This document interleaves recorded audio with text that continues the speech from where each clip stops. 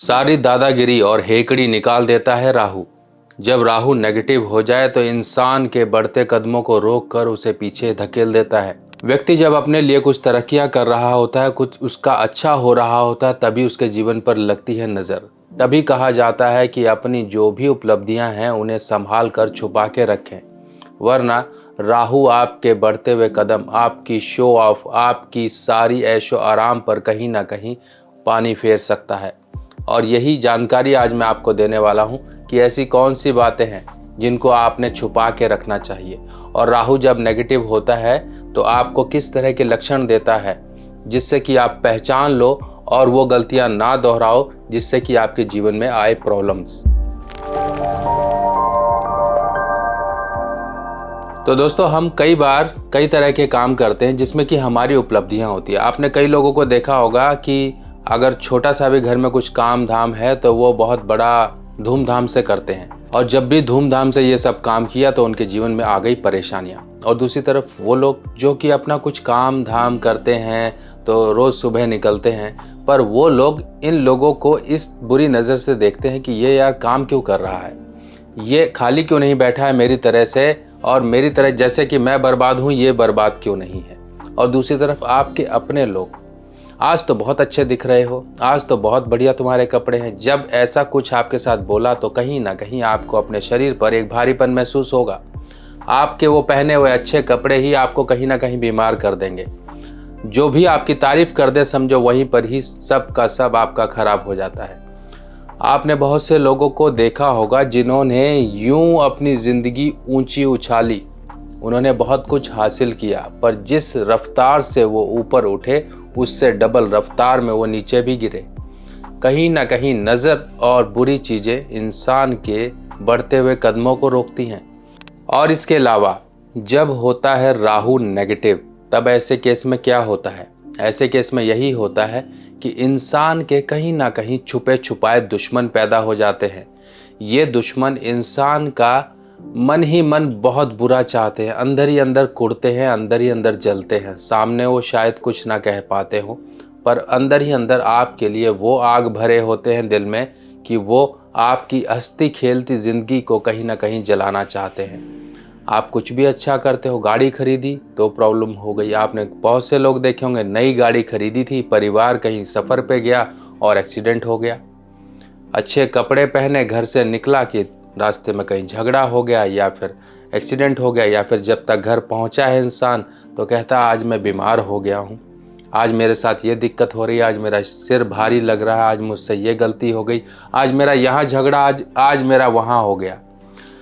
आपने वो लोग देखे होंगे जो कि लोग करोड़ी मल टाइप के होते हैं। करोड़ी मल कैसे होते हैं कि उनके पास सब कुछ होता है पर वो दिखाते नहीं हैं किसी को भी। वो जड़ से मजबूत होते हैं, उनके पास अच्छा पैसा होता है, अच्छा खाते हैं, अच्छा जीवन जीते हैं, सब कुछ अच्छा होता है, पर वो अंदर ही अंदर मजबूत होते हैं। पर आजकल की इस दुनिया में जहाँ इंस्टा फेसबुक ये सब का ज़माना आ गया है, तो इंसान कुछ भी खरीदता है, कुछ भी लेकर आता है, चाहे वो कपड़े ही लेकर आया, पहन के फ़ोटो खींच के अपलोड कर देता है और अपने रिश्तेदारों, अपने जानने वालों, अपने ग्रुप्स में वो शेयर कर देता है। तो वहीं से आ जाती है प्रॉब्लम। आपके साथ कहीं ना कहीं मंगल की शक्ति नहीं है, इस चीज़ का ध्यान रखिए, क्योंकि ये प्रॉब्लम्स इंसान को तभी आती हैं जब व्यक्ति के साथ ना हो मंगल की शक्ति। अब ये मंगल क्या है? मंगल की शक्ति से क्या लेना देना? और दूसरी शक्ति ऐसी क्या है जो इंसान को आपके प्रति ऐसा दुश्मन बना देती है कि गंदी नज़र, बुरी नज़र, ईवल आई, हाय, ये सब चीज़ें लगती हैं। अब उन्हीं को तो हमें समझना है। अगर हम ये समझ गए तो अपनी परेशानियों में, जो आपके जीवन में परेशानियों की बढ़ोतरी हो रही है, वो कमी होनी शुरू हो जाएगी। आप अपनी गलतियों पे सुधार कर लोगे तो आपको परेशानी नहीं होगी। एग्जाम्पल, एक रास्ते में गड्ढा है, आप जिस रास्ते से जा रहे हो वहाँ गड्ढा है, और आपको पहले ही कोई व्यक्ति बता देता है कि भैया संभल कर चलना, वो थोड़ी दूर पर एक गड्ढा है तो ध्यान से निकलना। अगर आपको पता है कि वहाँ पर गड्ढा है और आप उस गड्ढे से बचकर निकल जाते हो तो आप खुशकिस्मत हो। अगर आप जानबूझकर उस गड्ढे में पैर डालोगे तो गड्ढे का कुछ नहीं बिगड़ेगा, बिगड़ेगा आपका, आपको चोट लगेगी। तो यही जानकारी के अभाव में कई बार लोग गड्ढे में भी पैर डाल देते हैं। जिनको पता नहीं, अंधेरे में जा रहे थे, गड्ढा था सामने, बस पैर पड़ गया, पड़ गई चोट उसको, कहीं मोच आ गई, कहीं कुछ हो गया। तो इसी तरीके से जानकारियां होने के बावजूद भी इंसान गलतियां करे तो ये सबसे बड़ी इंसान की गलती होती है। और राहु, यहाँ पर राहु का ही रोल आ रहा है। अब आप एक बात समझिए, आपने कई जगह देखा होगा कि एक हाथी होता है, हाथी के ऊपर बैठा होता है उसका महावत। अब हाथी के ऊपर महावत बैठा हुआ है, देखिए हाथी का आकार देखिए कितना बड़ा है, पर एक महावत उसके सामने तो एक चींटी के समान है, हाथी के सामने। उसके ऊपर बैठ के पूरे हाथी को कंट्रोल करता है, जहाँ चलाना है, जो काम कराना है उससे वो करा देता है। अब यहीं पर दो शक्तियाँ हैं। अगर हम हाथी की बात करें तो ये राहु होता है, और महावत जो होता है वो होता है मंगल। तो सोचिए कि अब वो शक्ति जो एक, अब राहु की शक्ति अगर हम बात करें तो राहु की शक्ति आपके लिए इतनी पॉजिटिव है कि आपको, जैसे कहा ना कि ऐसे आसमान पर पहुंचाता है, ऐसे आपके जीवन में उपलब्धियां लाकर आता है, ऐसे आपको आइडियाज़ देता है जिन पर आप काम कर लेते हो। पर जब यही हाथी बिना महावत का हो तो वो एक एनर्जी है, वो आपकी डिसबैलेंस है। कहीं पर भी कुछ भी वो गड़बड़ कर सकता है हाथी। बिना महावत का हाथी तो फसलें उजाड़ देता है, बस्तियां उजाड़ देता है, लोगों को नुकसान भी पहुंचा देता है।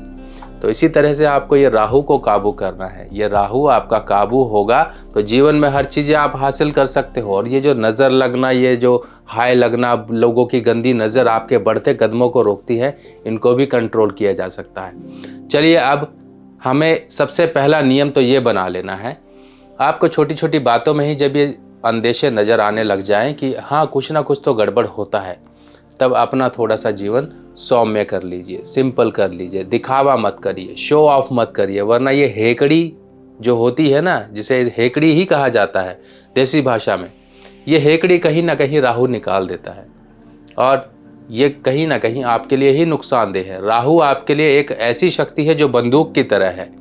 अगर ढंग से चला ली तो सामने वाले को मार दोगे, अगर ढंग से नहीं चलाई तो कहीं गोली आपको ही लग सकती है। तो इसी तरीके से समझिए, राहु ऐसी शक्ति है जो आपको बहुत ऊंचा उठा सकती है और पल में नीचे भी गिरा सकती है।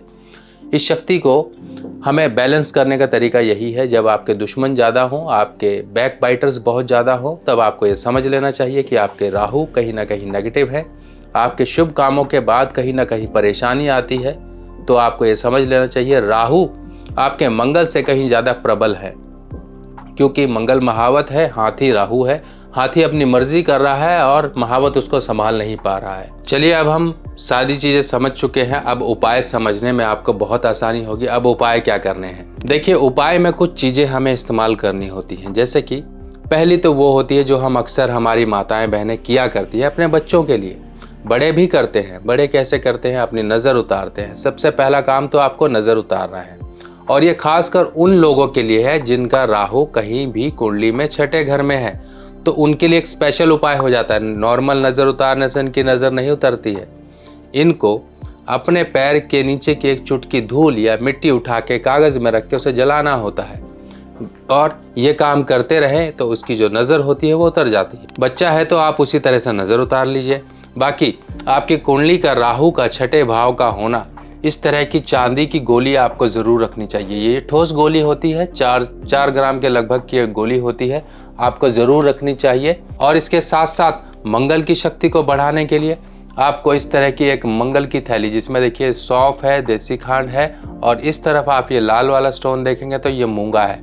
इसकी एक वीडियो डेडिकेटेड मैं पहले ही बना चुका हूँ, आप उसको देख लीजिएगा ज़रूर से। और ये चीज़ें आपके साथ रहनी चाहिए। ये थैली आपके बैग में, आपके तकिया के नीचे ज़रूर रहनी चाहिए। ये गोलियों को, 6 गोलियों को आप सफ़ेद कपड़े में लपेट के अपने बैग या पर्स में ज़रूर रखिए। देखिए, इतना करने मात्र से ही आपके राहु के बुरे प्रभाव ठीक हो जाएंगे।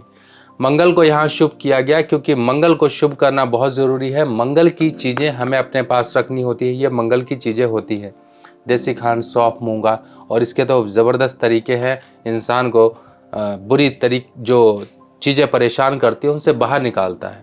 और जब भी कुंडली में राहु पहले घर में हो, राहु चौथे घर में हो, राहु छठे घर में हो, 8वें घर में हो, या राहु 12वें घर में हो, तो इंसान को थोड़ा सा संभल लेना चाहिए। इंसान कहीं ना कहीं अपनी गलतियों से अपने राहु को नेगेटिवली जागृत कर देता है, और यही तरीका है अपने आप को थोड़ा सा सिंपल, सौम्य और थोड़ा सा इस तरह से रखिए, आपके जो अच्छी खुशियाँ हैं लोगों की नज़र तक नहीं जानी चाहिए।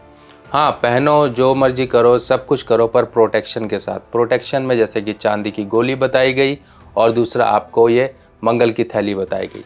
ये प्रोटेक्शंस हैं आपकी।